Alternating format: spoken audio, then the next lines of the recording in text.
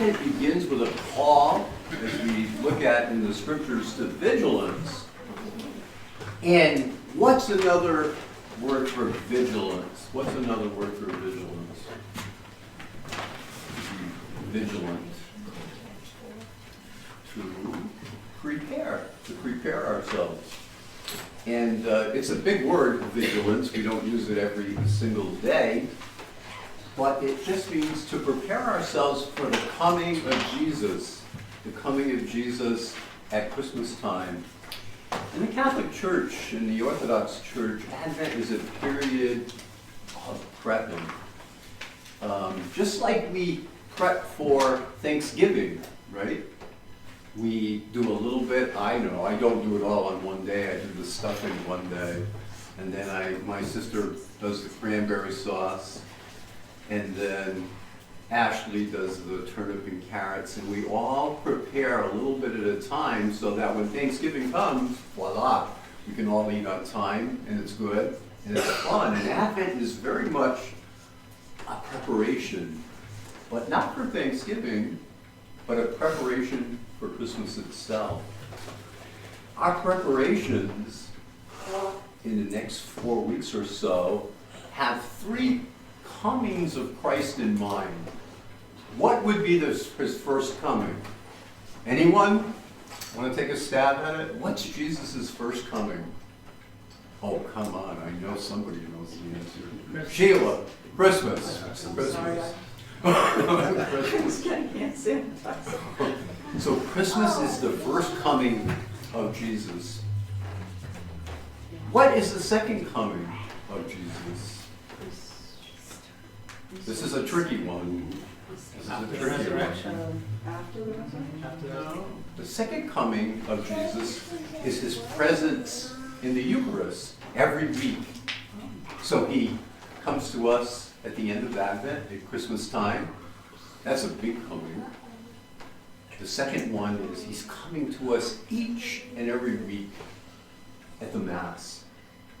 And the third coming, he hasn't come yet. But we await the coming of Jesus Christ. And we say that in the Creed. You'll hear us saying that in the Creed. So there are 3 comings of Christ in our life. Advent, you might not know, is a penitential season.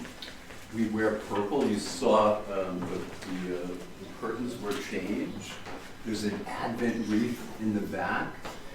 The deacon and myself are dressed in purple, and purple is a color of the penitential season. Another large word for doing penance.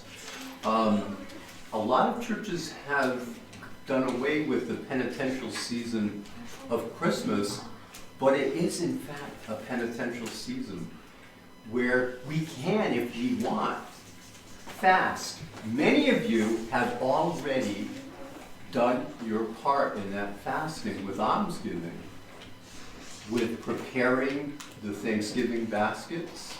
That is almsgiving. So you, without maybe even knowing it, entered into that penitential season by giving.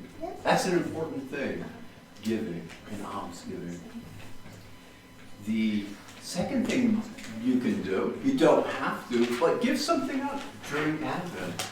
Give something up during Advent. In the Eastern Orthodox faith, we start around the 15th of November with a fast. And that fast begins, and it's called Philip's Fast, one of the apostles, and that lasts right up until Christmas Day.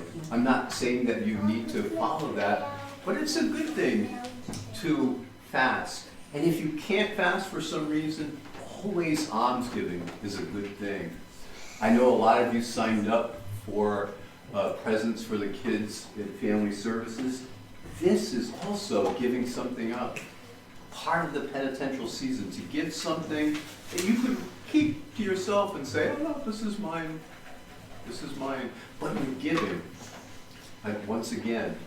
And there are so many ways to give during this season, so many ways to give.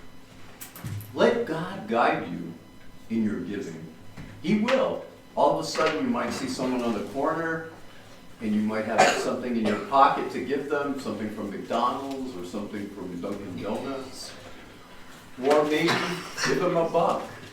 This is a season where giving is key. In Advent, the church continues, as I said, to prepare. And we only get one Sunday during Advent where we wear rose, the color rose. And this is about mid-Advent, and it gives us a little bit of a taste of what Christmas is like. During Gaudete Sunday, another fancy word for just the Lord is coming, we can celebrate a little bit on Gaudete Sunday, just a little bit, to get a taste of what Christmas is like. Deacon Michael lit the Advent wreath up and put it up in the back yesterday. And the Advent wreath, I had to look this up. The origins of the Advent wreath are very interesting. They're not Catholic, they're not Orthodox, but they're actually Lutheran. I never knew that until yesterday. But, as good Catholics do, we take what we like, and we have taken the Advent wreath, and it has become in many, many churches, I don't think there's one church, whether you're Protestant or Catholic, that the Advent wreath is not present. Each week we light, if you look at it, we light another candle. It goes all around, and at Christmas we light the white one in the middle. What does the white candle symbolize for us? Christ himself, Christ coming among us. Today, let us prepare. If we can start today by maybe fasting, continue almsgiving, and the biggest thing, and I've said it before in years past, is don't get crazy. Don't get crazy with the holidays. Get Christ, but don't get crazy. And it's easier said than done, especially I know when you have kids. There's like every week there's something, there's presents to get, and lists to write out to Santa Claus. And these are the things that kind of throw us off a little bit, can throw us off. We have to balance ourselves during Advent season. We have to buy the gifts, prepare ourselves for Christmas, but at the same time, to make sure that our spiritual bodies are also taken care of, not just our material bodies. We need care for that too, but we also need to think, how is Christ coming into our life this year in 2019? And how will he enter our life in 2020? So today, let us begin Advent by proclaiming that Jesus is on his way. Amen? Amen.